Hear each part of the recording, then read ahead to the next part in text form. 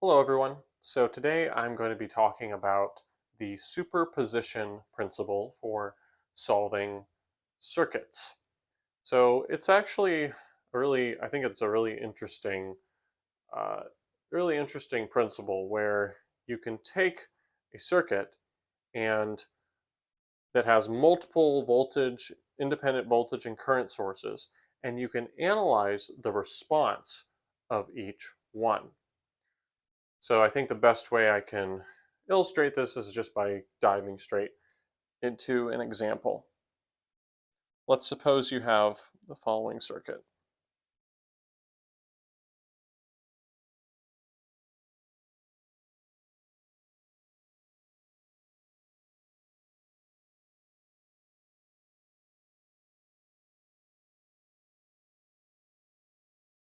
We have a dependent voltage source here.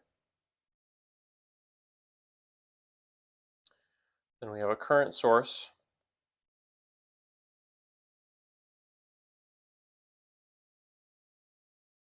And we have an output voltage here, plus and minus Vx.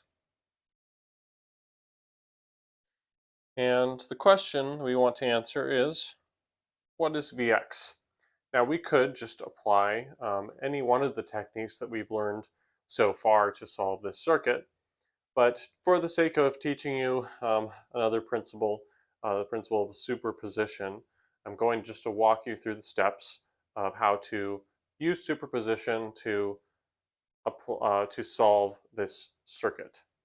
So essentially, what the superposition principle says is that you can take a circuit and break it up into multiple different problems, and then in each problem solve the value you're really looking for, and then add them all together to get the result of the original circuit. So what you do though, in each circuit that you solve, you turn on only one of the independent sources and you turn off the other ones. So for example, um, if we want to find the voltage Vx, then what we can do is we can solve the circuit with this source turned on and this source turned off and find out what Vx is.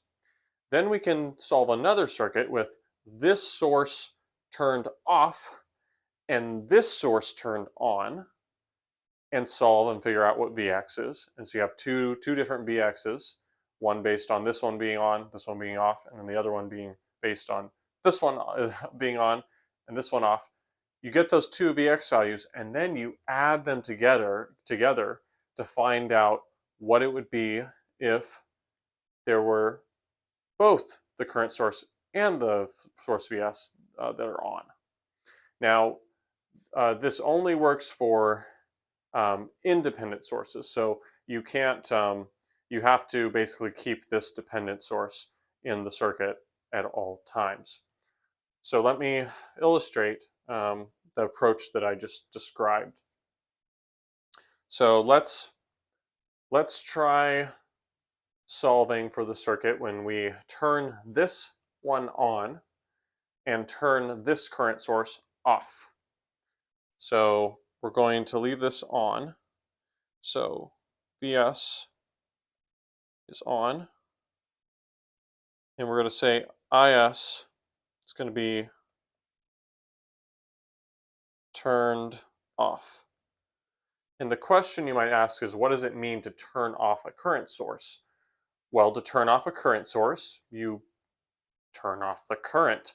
If you turn off the current to make it zero, what has zero current through it?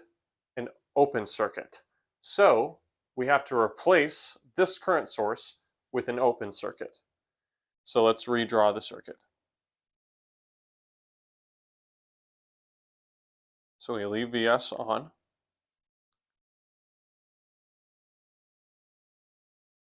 And then we have I'm going to call this resistor R.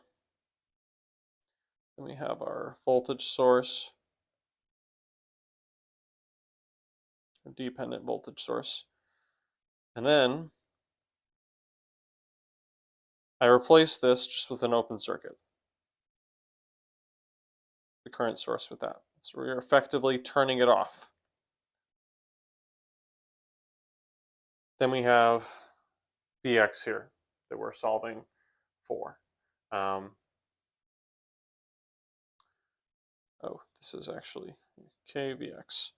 And I'm going to call this actually KVX1, just so that we don't get this voltage, this voltage of this circuit confused with the original voltage we're looking for.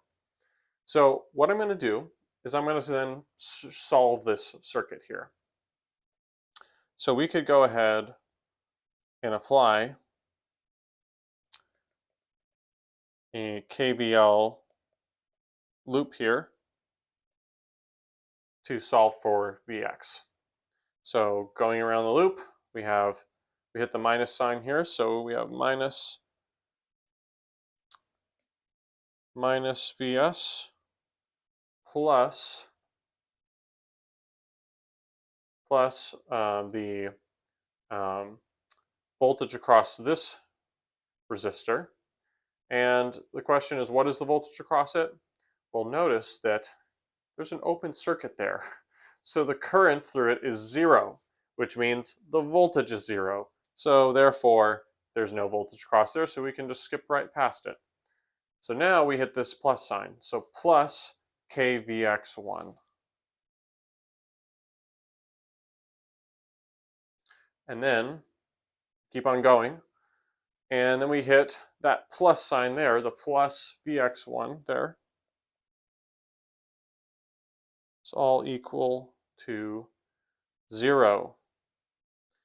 So then if you just do a bit of algebraic rearrangement, we get that Vx1 is equal to Vs divided by 1 plus K.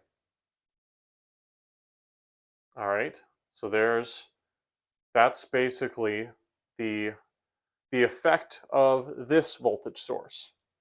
Now what we want to do is we want to solve a very similar problem, but doing the opposite. We're going to shut this source off, and we're going to turn this one on and see what the effect of IS is. So let's go ahead and sketch the circuit here. So we have to turn off the voltage source now. How do we turn off a voltage source? We make the voltage go to 0. How do we make the voltage go to 0? We place a short, right? A short circuit. That'll make it go to 0. So, so what we're going to do is we're going to redraw the circuit here and just draw a short circuit here, and then the rest of the circuit will be the same here. I'll call this KVX2. This is the other case here. And then we have our current source, which we're turning on, and the current's going up. So IS.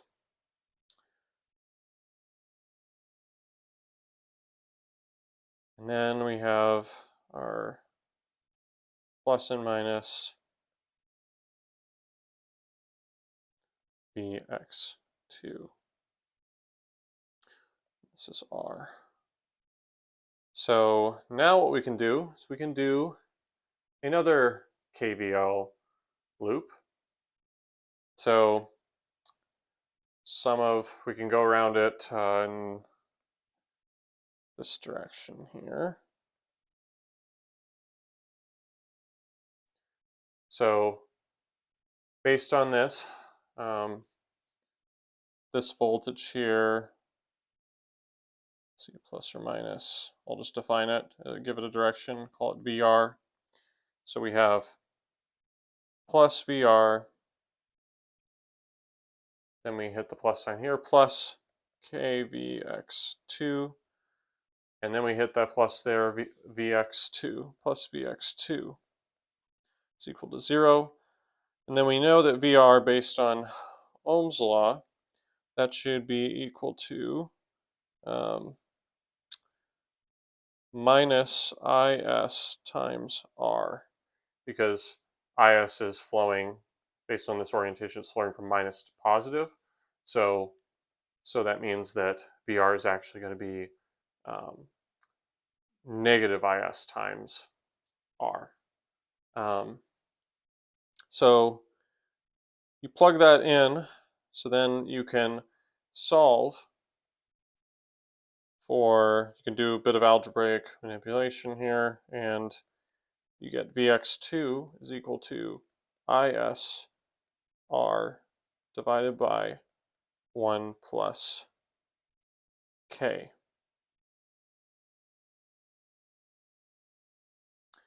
So now that we have Vx1 and Vx2, if you want to find the actual Vx is going to be equal to Vx1 plus Vx2, which is equal to Vs over 1 plus K plus Vx2, which is IS R divided by 1 plus K. And that gives you the solution to this circuit. So I think it's pretty cool how you can break it up like that. You should know that there are some limitations to this principle. For example, it doesn't work with power. So, for example, if you were to calculate the power dissipated in this resistor R, in this case, and then the power dissipated in this resistor R in this case, the power dissipated in this case would not be the addition of these two powers. It only works in like a linear system. So power is V squared over R, so that ends up messing up how it adds up. So you can only do this with voltages and currents. So just to reiterate, so you can do this with any number of independent or independent voltage and current sources. So if I had, for example, three different independent sources, then I could construct 3 different circuits. I would shut off all the other sources, only keep one of them on. And remember, shutting them off means shorting voltage sources and opening current sources. Do my analysis and do that for as many sources that you have, and then add up all the results. And so, oh yeah, and then to reiterate as well, the dependent sources always just stay the same in the circuit. You don't do anything with those. So yeah, that is the superposition principle, and it will apply. It applies to all the circuits that you're doing in this course. Although in the real world, when you're actually building components that are not necessarily linear, it's not always reliable. So like that's something to keep in mind. But this is a good introduction into the principle, and I find it just like really helpful in understanding a lot of different things. And I'll probably use the superposition principle to explain further concepts in this course. I hope that was helpful. Thanks for watching, and I'll see you next time. Hello everybody, thanks for watching. If you found this content helpful, would you please consider liking and subscribing to the channel? That will help other people find it. And if you won't do it for me, will you do it for my cat, Muon? Named after my favorite subatomic particle, by the way.